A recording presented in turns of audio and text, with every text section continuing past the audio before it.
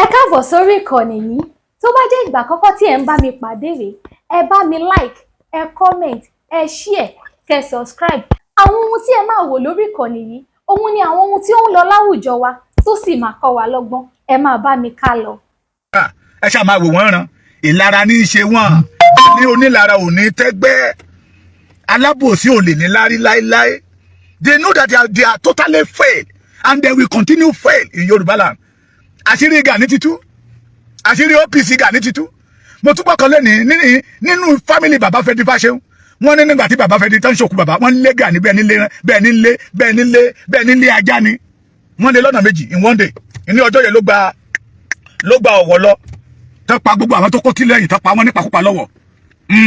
Ní ọjọ́ yẹn ló di gáùn ló wọ gáùn, àṣẹ obìnrin ni. Please, ẹ tún bá mi pé Mrs. Ààrẹ Gani Adam pé àti tó wà lórí studio. Ṣé gbọ́ mi? Kò rọrùn sùn mọ́ torí Sunday Igboho ni. Bẹ́ẹ̀ ni ikú kíní kan náà ló máa pa akíkanjú. Ìrònú ìkòkò ló máa pàjá. Bàbá mi, let us enter studio. Wọ́n jí ní iṣẹ́ mi lọ ni bàbá mi Abdulwasiu. Ẹ bá mi gba ní iṣẹ́ mi lọ́wọ́ bàbá kọ̀mándà o. Àti Sani Ade, Òṣùpá, Pasuma, àwọn tó kó ní iṣẹ́ mi nìyẹn. Mo yá wọn ní o. Ẹ bá mi sọ pé kọ́ dá ní iṣẹ́ mi padà. Àwọn ẹni bí tó wá ba ilẹ̀ Yorùbá jẹ́ Gani Adams, Mrs. Gani Adams. Àtẹ̀yìn àwọn wèrè ìyẹ̀wò gbogbo èpè tó ṣẹ́ yẹ orí ẹ̀ ló ń lọ torí Sunday Igboho orí ti yín rò ní mo fi ní pé iwájú lọ lọ́kọ̀ yìí wà wá lọ ẹ̀yìn kọ́ lọ lọ́kọ̀ yìí wà Gani Adams and OPC ẹ̀ wọ́n ti wá ọkọ̀ Yorùbá sẹ́yìn tipẹ́tipẹ́. Olè ni wọ́n. Ẹ má pè wọ́n ní Oòduà People's Congress mọ́ ní ti àwọn Gani ni o.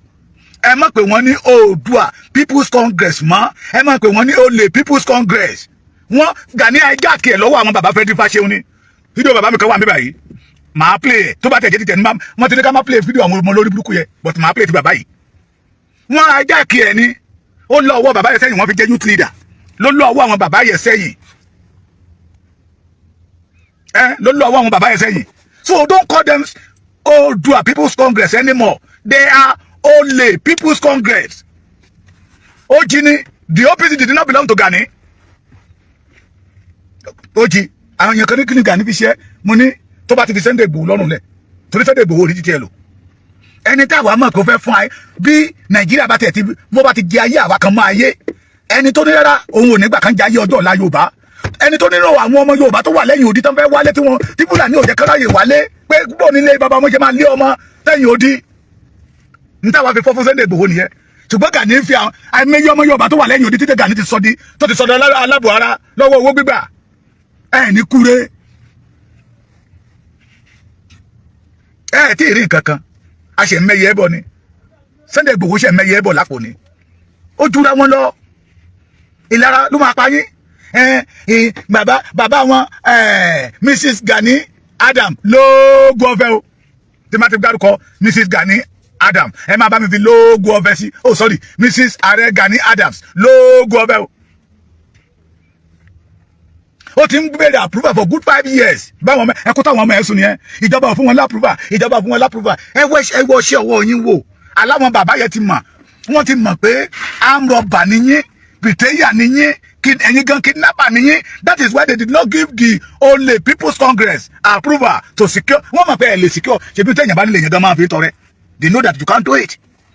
Tẹ̀ bá rántí. Yorùbá Security Summit. Tí àwọn bàbá wa ṣe bí ọdún bí mẹ́ta sẹ́yìn ṣe ọdún bí mẹ́ta ni 2023 mo ti fẹ́ máa sọ̀rọ̀ bí Amẹ́ríkà rún lára mi. Kò ní dá ọmọ àlè ọmọ àtọ̀rìn wà balẹ̀ jẹ́ àwọn ọmọ táwọn bàbá wa gbé bàbá wọn lẹ́yìn tó fẹ́ sọ̀rọ̀ àwọn ọ̀dọ́ ọkọ̀ mọ́ wa lọ́wọ́ wá ba ilẹ̀ wa jẹ́ ilẹ̀ máa mú gbogbo yín lẹ́yọ kọ̀ọ̀kan ilẹ̀. Kábíyèsí Ajérò ló kọ́kọ́ sọ wípé gbogbo ilé ìta ń ṣe yìí a ní ọmọ kan tó kájọ ẹ̀ tó dẹ̀ ní àwọn èèyàn lẹ́yìn tó lè ṣe ẹjẹ́ àpẹ Sunday Igboho níbi tó dúró sí ló ṣèkó bí ikú ọdí dẹrẹ ẹja kẹwàá tá a máa pè ní ẹja yọjá lọ́dọ̀ wa lẹ́kìtì nílùú ẹ̀yìn tó bá ti wà lórí omi wọn máa ní lórí omi ní tó bá ti rẹjọ ọjọ́ kọ́ ẹ̀yìn rẹ ló máa fi gbé. Nígbà tí wèrè máa gba máìkì ṣe ẹ̀ rò pé ó wà lára àwọn tó ja First World War, Second World War, Third World War ló bá bẹ̀rẹ̀ ìtàn.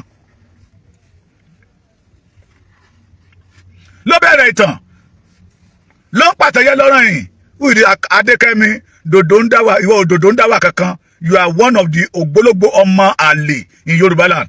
Get out. You are not belong to this case. Ló pàtàn lọ, we must strategize, àwọn tó dẹ̀ ń pa wá ń pa wá. We must do this, we must do that, àwọn tó dẹ̀ ń pa wá ṣe kí ni wọ́n ń pa wá lọ.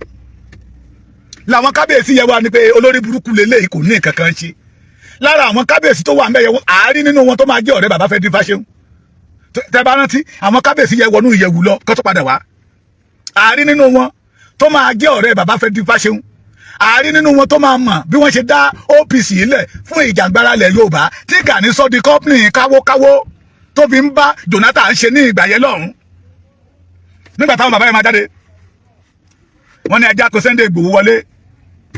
Nígbà tó pé ọlọ́mọ ẹ̀yin tẹ́ jẹ́ ti Sunday Igboho ẹ sọ fún Sunday Igboho ṣe pé Sunday Igboho náà ní ojú kòkòrò ògo ti pọ̀ jù. Irú ògo yìí kò lè ṣe kí Gani má lára ẹ̀ kí àwọn ọmọ ogun 5 million máa sunkún. Sunday Igboho ti gbónú lójú gbogbo wọn. Májàsọ láti gbónú lójú gbogbo wọn. Bó wúkọ́ ọmọ Yorùbá máa tẹ̀lé làwọn kábíyèsí yẹn ni ọmọ wa ó wá ṣòkú ìyá ẹ̀ ṣùgbọ́n ti padà síbi tó wà. Ẹ jẹ́ ká gbé wọlé. Nígbà tó wọlé ó ní ẹ̀yin bàbá mi mo kí yín ẹ̀yin náà lọ sọ wípé kàkà kíkí ni wo ṣakápọ̀ ẹ̀kọ́ kálukú ayé àṣọdẹ títí ẹ̀ lọ́tọ̀ọ̀tọ̀ ni. Àkókò dé láti gbára wa lọ́wọ́ àwọn ẹni bíi Sáàmà. Ẹ̀yin bàbá mi ẹ̀yin orí adé gbogbo ohun tí mo ń béèrè lọ́wọ́ yín àtìlẹ́yìn yín èmi ò fowó ẹ má fún mi lówó àtìlẹ́yìn yín ni mo fẹ́.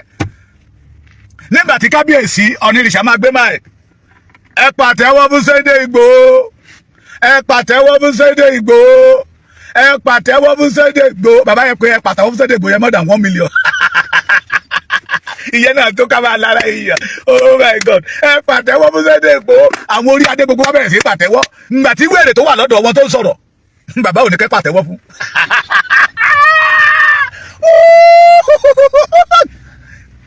Ẹ pàtẹ́wọ́ fún Sunday Igboho. Làwọn ọba yẹn bá korí wọn forí korí pé lóòótọ́ tá a bá wò lóòótọ́ ọmọ yìí ó ti ṣe rí torí ẹ̀ náà fi lé sẹ́yìn odi. Ń tó dẹ̀ fi rí lé sẹ́yìn odi ní pé àwa kábíyèsí àwa àgbààgbà ìlú àárí gẹ́gẹ́ bí pé iṣẹ́ ló ṣe ń gbà ẹ́ lọ. Nígbà tá a tún máa dé ọ̀dọ̀ bàbá wa Ọ̀nìrìṣà tí Sunday Igboho ní mo ti bú ọba lẹ́yìn mo wá fẹ́ fẹ́nu mi lọlẹ̀ lọ́wájú bàbá mi. Ẹ̀gbọ́n tí Ọ̀nìrìṣà sọ ni Sunday làbá tún kó fídíò yẹn síta níbi tí Gani wà. Ó fẹ́ ní high blood pressure ẹ̀jẹ̀ rírus.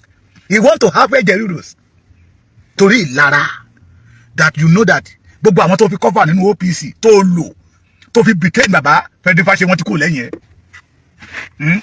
Abẹ́rẹ́ ti bọ́ lọ́wọ́ adẹ́tẹ̀ Gani ó dẹ̀tẹ̀. He cannot offer the Yoruba anything because ntẹ́ ni Yorùbá ní ènìyàn fi tọrọ ẹ̀bùn yàn.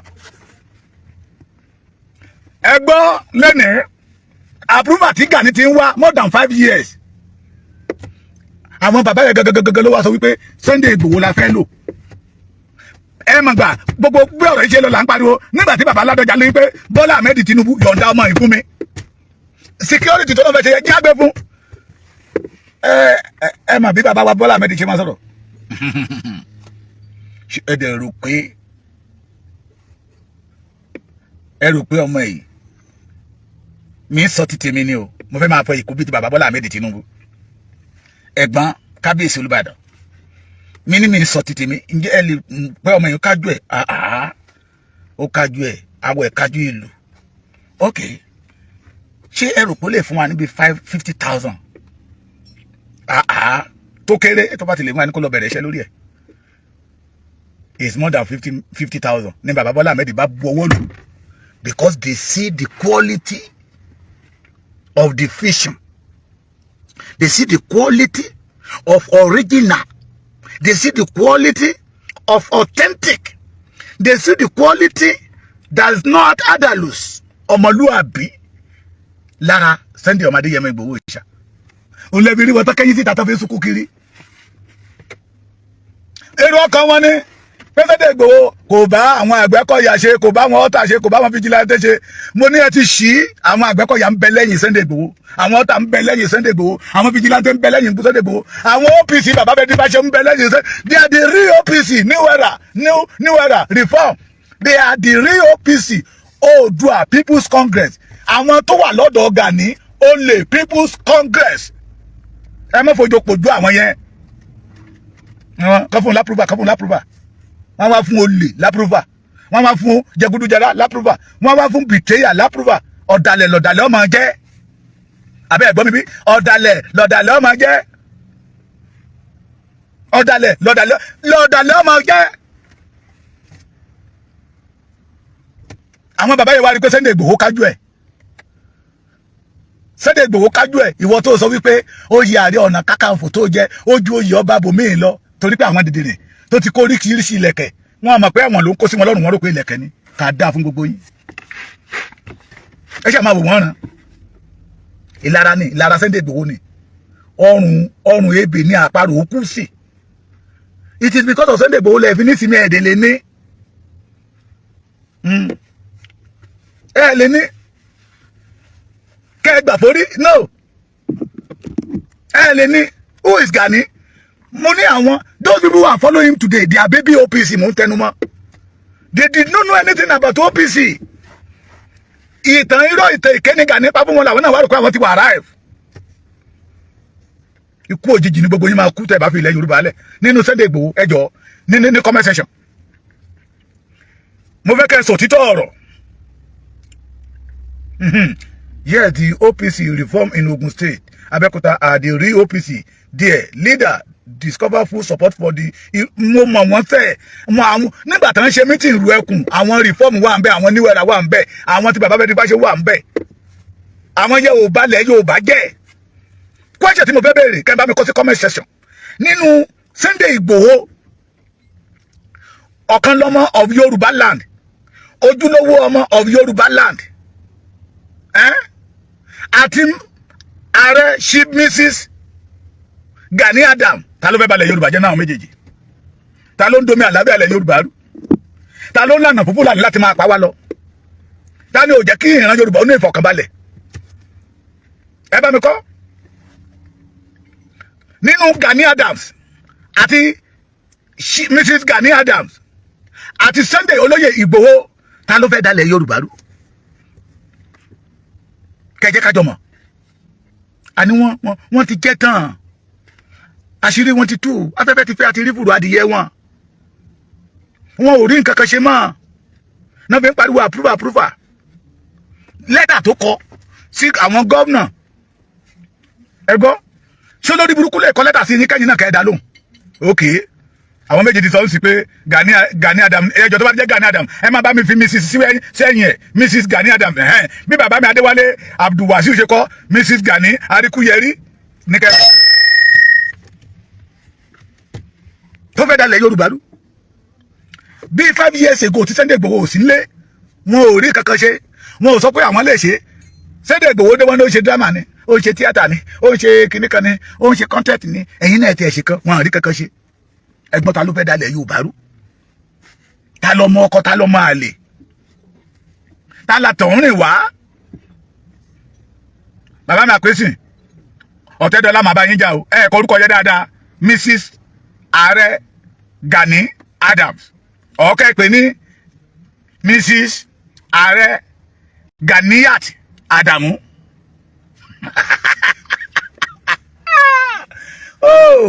òtítọ́ ló máa lékè irọ́ òtítọ́ ló máa lékè irọ́ ọmọ Adéyẹmọ o máma yí wá padà o òtítọ́ ló máa lékè irọ́ òtítọ́ ló máa lékè irọ́ ọmọ Adéyẹmọ o máma yí wá padà o. mo ti ń sọ̀rọ̀ yẹn ti pẹ́ apẹ Gani ó ní kí Yorùbá lọ wá 20 billion wá wọ́n pe Sunday Igboho lọ́wọ́ kan ló embrace ẹ̀ ẹ bá mi bi Gani léèrè ní Arigidi tó ń claim Arigidi ìlú ìyá ẹ̀ ẹja máa sọ bẹ́ẹ̀ ká máa là á Arigidi ìlú ìyá ẹ̀ bandit máa ń jí wọn gbé bẹ́ẹ̀ Gani ò máa lọ bẹ́ẹ̀ èyí tó lọ láàsì ó lọ bọ́ bá ṣe ọdún ìjẹsùn nígbà tó jẹ́ pé òun àtọ́ba yẹ pàdípàdé ni wọ́n tẹ́ ẹ bá rántí nígbà tí TB Joshua wà láyé anytime tó bá ti ń ṣe Arigidi day bíi ọ̀ ni òun máa kógun lọ bẹ̀ ìyẹn máa kó ayọ̀ lọ nígbà tó bá rí pé òun dé ìlú TB Joshua làwọn èèyàn mú embrace torí òun máa kó owó lọ á kó ráìsì lọ á kó oúnjẹ lọ á tún pé àwọn doctors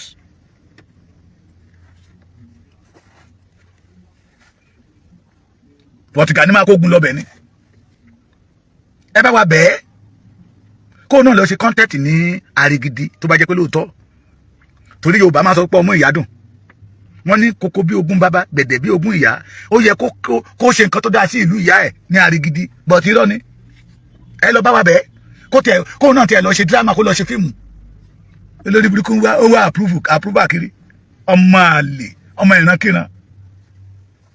ìrankíran Sunday Igboho ní problem ẹ Sunday Igboho ṣé ìwọ nìkan náà gbé láyé fún ni ìwọ nìkan ni approve àti bàbá ọmọ Mrs Gani Adam ti wá láti bí ọdún 5 ìwọ wá dé ìwọ náà ti approve ẹ ṣé ìwọ nìkan náà dálé ayé fún ni bó tiẹ̀ ṣe oògùn òkìkí ó dẹ Sunday Igboho ni o Sunday Igboho tí Gani ò bá rí tọ̀tọ̀ Sunday Igboho ni òjò rí tọ̀tọ̀ o tí Gani tó bá sùn tó ní kò lọ́jú tójú òòlà Sunday Igboho ni òjẹ́ kójú Gani ó là o tó bá ní kó gbọ́wọ́ tí ò rọ́wọ́ gbé Sunday Igboho ni òjò rọ́wọ́ gbé o Gani bẹ́ẹ̀ yàgbẹ́ kò rí gbẹ́yà ẹ bá wa pé Sunday Igboho ni o ó wọnú mọ́tò ẹ̀ òkìkí mọ́ Sunday Igboho ni ẹ ti ya wèrè ìrònú ìkòkò ló máa pàjá ìrònú Sunday Igboho ló máa pa yín ẹ rọmọlọmọ ó kàn yọǹgì sí lójoojúmọ́ ni kò ní ti yín rò ìrònú ìkòkò ló máa pàjá bọ̀bọ̀ àfàsínà yẹ burú ó ní mo mọ̀ wọ́n máa ní ọmọ ìrankíran ni ọmọ olórúkọ ńlá ló bí ọmọkùnrin yẹn lọ́wọ́ ó dárúkọ bàbá ẹ̀ àfà ìmáàmù gidi tó lórúkọ lọ́wọ́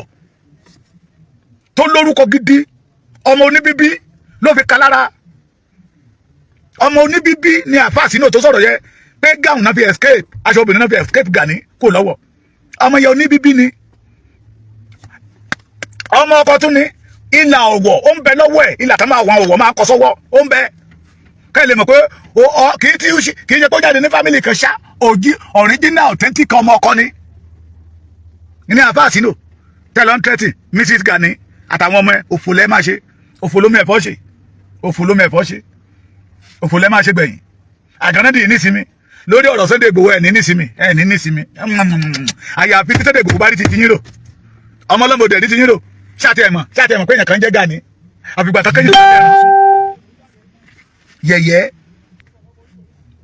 ẹ máa kékú lórí ọ̀rọ̀ ọmọ Adéyẹmọ ni àwọn àgbààgbà ilẹ̀ Yorùbá mọ̀ all the government Yorùbá they can never approve the Gani torí wọ́n mọ̀ pé number 1 ó ní ìgbéraga number 2 ọlọ̀tẹ̀ ni number 2 ọ̀dàlẹ̀ ni number 3 àgbá òfìfo ni kó tí ò ní kankan tó jẹ́ pé ẹnu ó kàn fẹ́ máa fi Yorùbá powó ni àwọn gómìnà ẹ ti mọ̀ that is why ṣe Dr. Dàpọ̀ Abíọ́dún gómìnà Ògùn state ṣọkọ Sunday Igboho nígbà tí Sunday Igboho lọ́bẹ̀ ó kàn sọ pé ta bá rí èèyàn bíi Sunday Igboho dẹ nígbà tó ń wà láyé wọn ò ní fẹ́ lómi ṣeun ó bá gba Ògùn state lọ ṣé kò gbóríyìn wá ìwọ nìkan ló fẹ́ máa gbóríyìn ìwọ náà ẹ tẹ̀ ṣe títí yín èyí tẹ́ fẹ́ lọ ṣe ní Kwara ń jọ wọn àná àbùkù kọ́lẹ̀ bá bọ̀ ń bẹ̀ olórí orúkọ ọmọ tápà ó ló fẹ́ lọ fọba Yorùbá jẹ ní Kwara state wọ́n nà bí wèrè wà láìtàláì ṣòkòtò ẹ̀ bọ́lọ́nà kò dúró mu ọlọ́run mọ̀ jẹ́ ìṣìwàwù ìwé tọ́lọ́run bá ti fẹ́ padà lẹ́yìn èèyàn á gba ìwà lọ́wọ́ ẹ̀ á wá gbẹ̀mí ìlara yẹn fún á wá máa ṣì Gani ti ṣì àtàwọn ọmọ ogun ẹ̀ làṣírí yín fi ń tú òun fẹ́ lọ fọba ọba Yorùbá jẹ ní Kwara tán mú ṣòkòtò ẹ̀ bọ́lọ́nà kò lè dúró mu ló fẹ́ tẹ̀pọ̀n ń lu ẹ̀pọ̀n báyìí lọ́gbẹ́ lábàlábàlábà bí bàbá yẹn ṣe sọ ó lè sáré ju ehoro lọ ó sáré ju rélùwé lọ kò fi parọ́ mọ́ ìpàkọ́ Gani là ń wò lálálálálálálá tó ń lọ bí rélùwé yẹ̀yẹ́ ẹgbọ́ ọ̀rọ̀ tí bàbá yìí sọ kẹ́ ẹ gbọ́ sókè àwọn tó lè sọ̀tọ̀ OPC rèé àwọn tó mọ nǹkan tó ń pè ní OPC tó lè sọ nípa OPC. ayé tí gbogbo wa ni kó máa gbọ́dọ̀ bàjẹ́ ó dọ̀wọ́ yín torí kò sí gbòmíràn tí a lè lọ àjò lè dà bí ilé o ẹ jẹ́ ká sowọ́pọ̀ ká fi mọ̀ ṣọ̀kan ó yá gbé kémi gbé ẹ jẹ́ ká jọ gbé kémi gbé ẹ tún bá mi gbé kémi gbé ọmọ Odùduwà ni mí tọkàntọkàn ọmọ Odùduwà ni mí tọkàntara ọmọ Odùduwà ni mí tọkàn tí gbogbo ara ẹ̀yin ń kọ́ ọmọ Odùduwà ni wá mo kí gbogbo ẹ̀yin ọmọ kóòtù òjìrè ẹ̀yin ọmọ Odù tó dá ìwà ẹ̀yin ọmọ Odù tá ìbínú dá pé ẹ kú ọjọ́ gbogbo ẹ kú rògbòdìyàn lò ẹ kú bílù ṣe rí lọ́tún lọ́sì ẹ kú akitiyan ẹ kú ọmọnìyàn ṣe mo kí gbogbo ẹgbẹ́ látòrí ẹgbẹ́ ọdẹ tí ń bẹ kí ẹgbẹ́kẹ́gbẹ́ tó wà association of hunter mo kí gbogbo yín pé ó ṣòkú ikú ẹran ayé ọmọ ènìyàn ọdẹ ọmọ tí òkú lọmọ rúkú ẹran wálé ni òun àlérúkọ ọdẹ láti òkú wálé o mo kí gbogbo yín o mo kí gbogbo ẹ̀yin ọmọ àgbẹ̀ ẹ má bá mi like ẹ má bá mi love ẹ pé ẹ kó ojúmọ́ lé yín o pé bẹ́ẹ̀ tẹ́ fáwọn ní gift ẹ má bá mi like ẹ má bá mi love ẹ.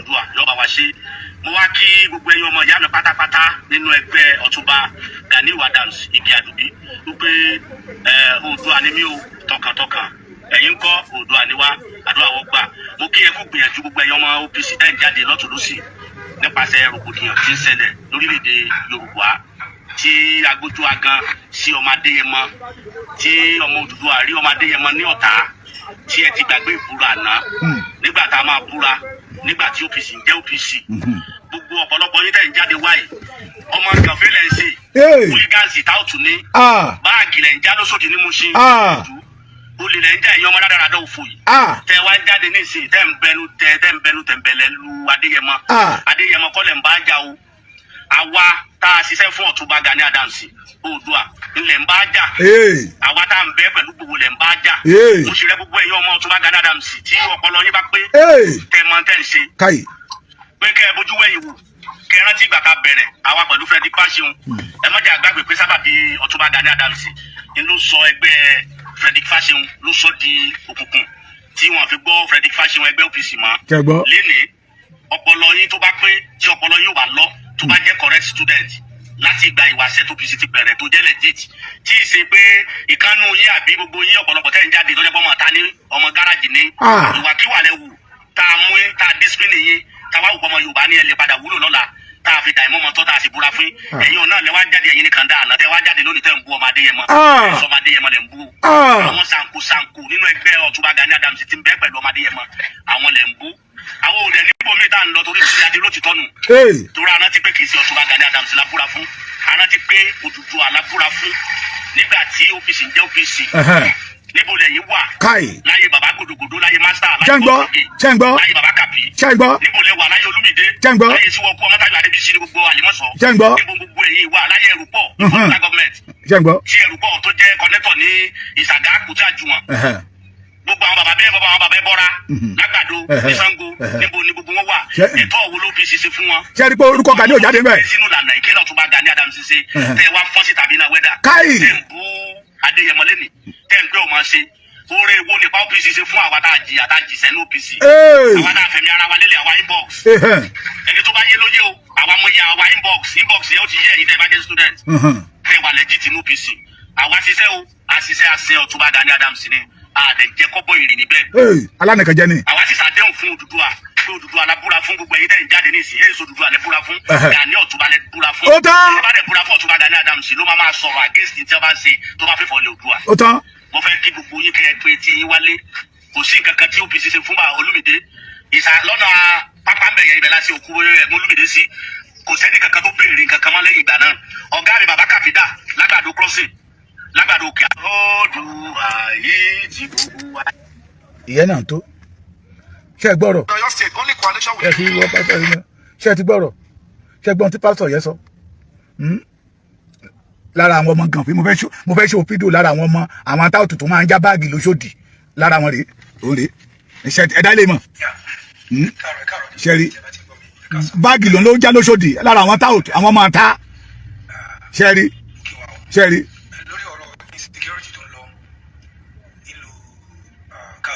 rí pé ọ̀rọ̀ kan ò dá lẹ́nu ẹ̀ wọ́n ń kọ́ fún ni.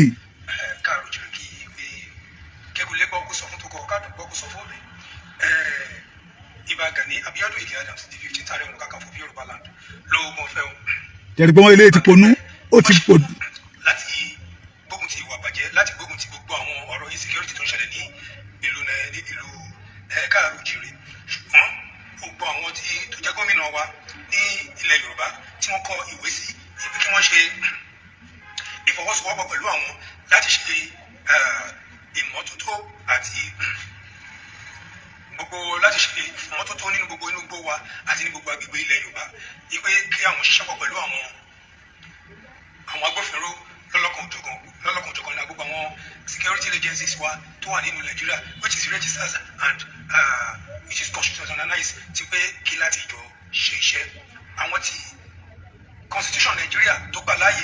ẹ jọ̀ọ́ bó lẹ ṣe lọ́dọ̀ bọ́ yìí sí ṣé lè wà nọ́mà ẹ má bá mi kọ sí comment section ìdájọ́ ṣé ń gbọ́. òfurufú àti bẹ́ẹ̀ bẹ́ẹ̀ lọ àjọ DSS wà ń bẹ̀ pẹ̀lú àjọ NDDC Ìbà Gani Adams wọ́n béèrè fún àṣẹ láti ìjọba federal government state government àti àjọ lọ́balọ́ba pátápátá nílẹ̀ Yorùbá ṣùgbọ́n ṣe wá láàánú láti bí ọdún bíi márùn-ún sẹ́yìn tí Ìbà Gani Adams ti ń kọ ìwé láti ṣe iṣẹ́ tí elédùn àgbélé wọn lọ́wọ́ ṣùgbọ́n gbogbo àwọn governors wa nílẹ̀ Yorùbá tó jẹ́ pé àwọn chief security officer state kankan wọn kọ tí ọgbọ̀n sí lẹ́tà tí Ìbà Gani Adams Ààrẹ Ọ̀nà Kakanfò tilẹ̀ Yorùbá tí wọ́n kọ sí wọn wọ́n dẹ̀ ṣe kọ́ lẹ́tà sí àwọn governors yìí náà send reminder wọ́n yìí send reminders fún wọn wọ́n kọ́pì àwọn ọba lọ́ba àwọn bíi bàbá wa Onírìṣà bàbá wa Láàfin bàbá wa Lákẹ́ Òfìlẹ̀gbá ó jẹ́ ti lílẹ̀ tọ́wọ́ láti ṣẹ̀gbọ́n kò tó dárúkọ wọn ẹ ti ní pé lóòótọ́ tọ́ọ̀gì lélẹ́yìí kò dárúkọ àwọn ọba yẹn mọ̀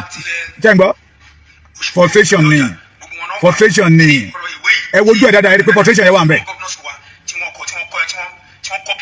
ṣẹ̀gbọ́n àwọn ọba ńlá jàkọ̀jàkọ̀ ńlẹ̀ Yorùbá gbogbo wọn náà wọ ẹ̀wé ẹ̀sìn ṣùgbọ́n ìjọba ò fún wọn láyè ìjọba ò dá wọn lóhùn ìjọba kò tí ọgbọ̀n sí ọ̀rọ̀ insecurity ìyẹn ò dẹ̀ ṣe wàhálà àsọpọ̀ ọmọ tó bá ṣe pa. ṣẹ̀gbọ́n àwọn ọmọ Yorùbá lọmọ tó bá ṣe pa. ọmọ àtọkọ wa balẹ̀ jẹ́ kan ṣẹ̀gbọ́n tó pẹ̀lẹ́ ní Sunday Igboho ó bọ́ síta ó kó àwọn bloggers bọ́ síta kó máa bú Ìbà Gani Adams kó máa sọ kó máa bú wọn kó máa pọ̀ wọn lórúkọ burúkú ẹ wá gbẹ̀yìn ọmọ Yorùbá ní tilé tókó lẹ́yìn odi Ìbà Gani Adams the 15th Ààrẹ Ọ̀nà Kakanfò of Yorùbá land lóògùn ọ̀fẹ́ o wọn ò ní jáde láti lọ ṣèkọlù. we don't need him we did not need her we did not need her nílò ìyá yín Ganiyu Adamu ẹ ti máa dààmú pọ̀ ni. mo ṣe ti Ààrẹ Abíọ́lá tí bàbá fi lọ rí ẹ̀wọ̀n yìí tí bàbá fi kú sínú ẹ̀wọ̀n irú ẹ̀wọ̀n ìṣẹ̀lẹ̀ ní àsìkò ayé Ìbà Gani Abíọ́dún Ige Adams the 15th Ààrẹ Ọ̀nà Kakanfò of Yorùbá land wọn sọ pé kí àwọn ọmọ Yorùbá kí a máa ti alágbára wa pa wọn sọ pé kí àwọn ọmọ Yorùbá ká máa dẹ̀yìn lẹ́yìn alágbára wa ẹ ṣe láì sí àpúrúfà Ìbà Gani Adams OPC wọn jáde láti ṣiṣẹ́ kankan ẹ̀fún alábẹ̀ fún Ìbà Gani Adams lápúrúfà kí ẹ wá wo nǹkan tí elédùn àfẹ́ ti gbà tí ọwọ́ Ìbà Gani Adams ṣe ẹ̀yin tọ́bi security nílẹ̀ Yorùbá títẹnukọ́ kòròfò àgbà òun ló máa ń pariwo ìtọ́ba lómi inú kò kí pariwo results that need kò ń ṣariwo kò ṣe trending lórí social media so ìwọ náà Ìgbòho fẹnuwó gate fẹnugbàlẹ́sùn àrùn gbogbo jẹ lórí kò sí nǹkan tó wọlé tí wọ́n wọlé. ìrònú ìkókò ló máa pa jáde ìrònú sẹ́dẹ̀ ìkókò ló máa pa wọ́n ẹ̀yin náà ti gbọ́ ṣẹ́rí Ọlọ́run ti ń la ojú ọ̀pọ̀lọpọ̀ nù wa Ọlọ́run fún wa lójú ká lè fi ríran ká má bàa wọnú kòtò lọ Ọlọ́run wá fún wa létí ká lè fi gbọ́ràn kí àwọn ẹni bí tán bá ń sọ̀rọ̀ ká lè gbọ́ ṣe gbọ́ mi àti mọ ọ̀nà àti mọ ojú ọ̀nà àti mọ àwọn corruption àti mọ àwọn tó jẹ́ pé olè náà fẹ́ fi ràn Yorùbá jà àti mọ àwọn alábòsí àti mọ àwọn onílara ẹ fi wọ́n lẹ̀ o ìlara yẹn ló máa pa wọ́n ẹ ṣe jẹ́ káwa máa tẹ̀síwájú ẹ̀yin tí mo rí èèyàn tí Gani jẹ́ lénìí ọ̀pọ̀lọpọ̀ ìtàn ló wà nílẹ̀ rẹpẹtẹ ṣé bí wọ́n ṣe lè lọ lọ́wọ́ tó wọṣọ obìnrin ní ká sọ ni bí wọ́n ṣe lè dànù nígbà tí wọ́n ṣòkú bàbá Dr. Frederick Fasehun ní ká sọ ni àbí àwọn bẹ́ẹ̀ tó wà nílẹ̀ tó jẹ́ bìtìrìyà ni ṣé bó ṣe lọ sí Europe tó lọ da àwọn ọmọ Yorùbá tó wà níbẹ̀ tó lọ da àwọn ọdún torí owó tó ti da ẹgbẹ́ lẹ̀ táwọn yẹn ti ń ṣẹgbẹ́ pé àwọn fẹ́ máa fi ṣe ìrànlọ́wọ́ fún ìran wọn tó ní dandan wọn gbẹ́dọ̀ fi oúnjẹ president ibẹ̀ pé a ti ń ṣẹgbẹ́ èkó tó dé we have already have president ǹdí ó lè tètè lè fi ẹjẹ ní ká fi ẹjẹ petrol òun ní ká fi oúnjẹ live petrol ẹgbẹ́ bàbá ìwà ń bẹ́ o ìlú tá a bá ti fi àjòjì sí olórí ibẹ̀ irú ìlú yẹ kì í tòrò ẹgbẹ́ tí àjòjì bá ti jẹ́ olórí wọn